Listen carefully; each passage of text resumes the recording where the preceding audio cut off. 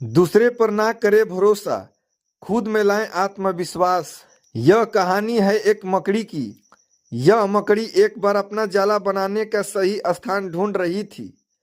वह एक ऐसा स्थान चाहती थी कि वे एक ऐसी जगह जाला बनाए जहां ढेर सारे कीड़े मकोड़े और मक्खियां आकर फंसे। इस तरह उसका जीवन मजे से बीत जाएगा। यहीं वे सोचने लगी। मकड़ी को एक घर में एक कोना बेहद पसंद आया। उसने वहां जाला बनाने की तैयारी शुरू कर दिया। तभी वहां से एक बिल्ली गुजरी और मकड़ी को देख जोर जोर से हंसने लगी। मकड़ी ने जब बिल्ली से उसके हंसने का कारण पूछा तब बिल्ली ने कहा, मैं हंस रही हूं तुम्हारी बेवकूफी पर। यह घर इतना साफ सुथरा है, यह तुम्हें दिखाई नहीं देता है। यहाँ तुम्हारे जाल में कोई नहीं फंसेगा, क्योंकि यहाँ कोई कीड़े मकोड़े और मक्खियाँ नहीं हैं। जब बिल्ली ने यह बात सुनी तो उसने जाला बनाने का विचार त्याग दिया। साथ ही उसने दूसरी जगह तलाशना भी शुरू कर दिया। उसने घर के बरामदे में लगी एक खिड़की देखी और वहां जाला बनाना शुरू कर दिया। जब उसने आधा जाला बुन लिया तब एक चिड़िया वहां आकर उसका मजाक उड़ाने लगी। चिड़िया ने कहा कि यहाँ तेज हवा चलने से तुम्हारा जाला उड़ जाएगा, तो यहाँ जाला क्यों बना रही हो। मकड़ी ने चिड़िया की बात सुनी और यह बात सही भी लगी। उसने खिड़की पर भी जाला बुनना बंद कर दिया।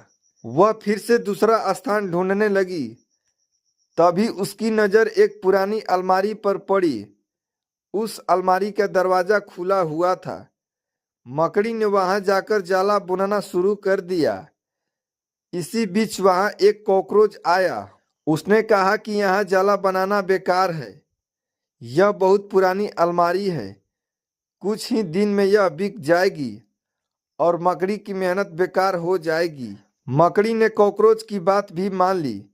उसने फिर से दूसरा स्थान खोजा, लेकिन इसमें पूरा दिन निकल गया था।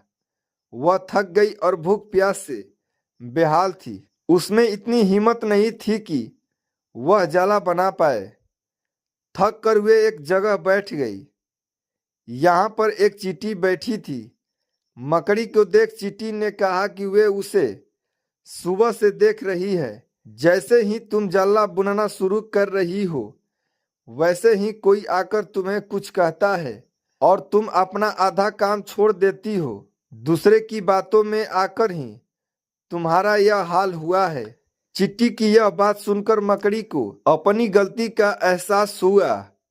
वह अपनी बेवकूफी पर पछताने लगी।